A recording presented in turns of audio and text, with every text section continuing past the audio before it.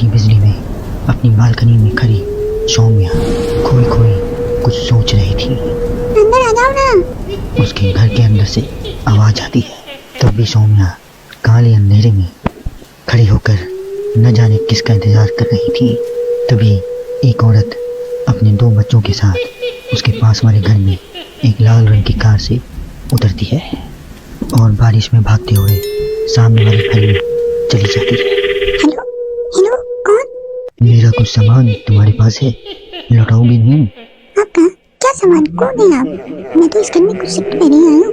आपको यहाँ का नंबर कैसे पता चला? मम्मी, हो सकता है जो फैमिली यहाँ पहले रहती हो ये कॉल उनके लिए हो। नहीं नहीं, ऐसा नहीं है। बाहर करकराती बिजली और एक अनजान आदमी के फोन कॉल ने प्रीति को डरा दिया था। वो फौरन कॉल रख देती है। चलो बच्चों, कमरे में चलते हैं। मैं तुम्हें सुला देती हूँ। पर इतने अंधेरे में तो कुछ भी नहीं दिखाई दे रहा है। मम्मा, फ्लैशलाइट ऑन करो ना। फ्लैशलाइट ऑन करती है, जहाँ उसे ऊपर जाने की सीढ़ियाँ दिखती हैं और चारों तरफ सफेद कपड़ों से ढके फर्नीचर थे। तभी प्रीति की 3 साल की बेटी उससे कहती है, मम्मा, घोस्ट। नो भाई लव, ये तो व्हाइट क्लोथ्स है। चलो ऊपर, मम्मा आपको स्टोरी सुनाएगी। सुनिए ना आपको स्टोरी। चलो चलो चलो, जल्दी चलो। प्रीति अपनी छोटी बेटी को अपनी गोद में उठाती है और अपने बेटे के साथ सीढ़ियाँ चढ़ना शुरू करती है।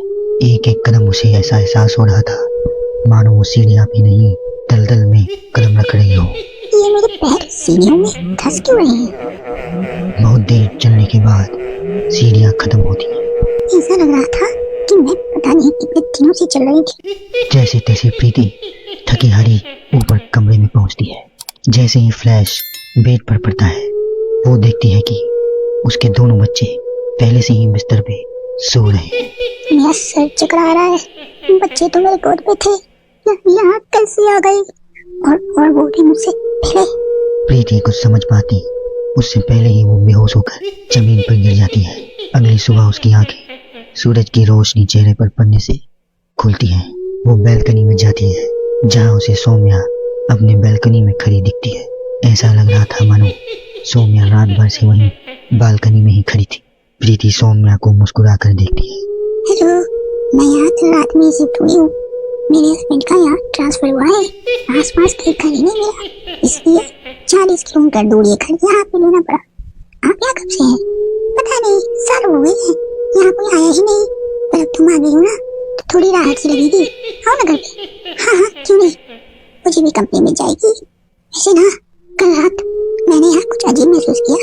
मैं आकर बताती हूँ, ठीक है? प्रीति सौम्या से मिलने उसके घर की ओर जाती। कल रात की घटना उसके दिमाग में ऐसी बैठ गई थी कि वो मनी मन कुछ बड़बड़ा रही थी।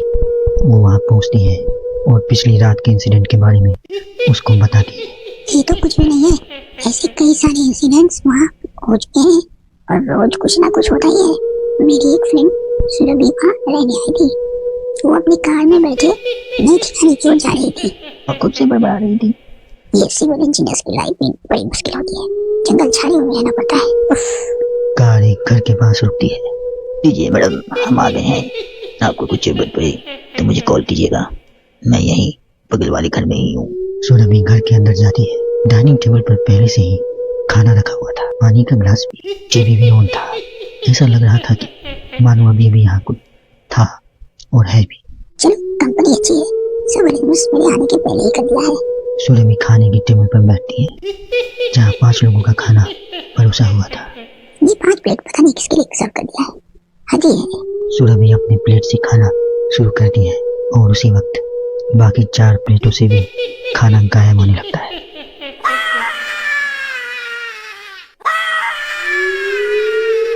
सुरभि भागते हुए अपने ड्राइवर के घर पर जाती है और वो देखती है उसका ड्राइवर जमीन पे गिरा हुआ था और फर्श पे हर जगह बस खून ही खून था और उसके ड्राइवर राहुल के मुंह से भी खून आ रहा था। मैम, यहाँ पे आत्माएं रहती है और वो आपको भी नहीं छोड़ेंगे। ये कहते कहते ही राहुल दम तोड़ देता है और सुबह के 11 बजे ही चारों तरफ अंधेरा छा जाता है। चारों तरफ से अजीबोगरीब आवाजें आने लगती हैं। अम्मी,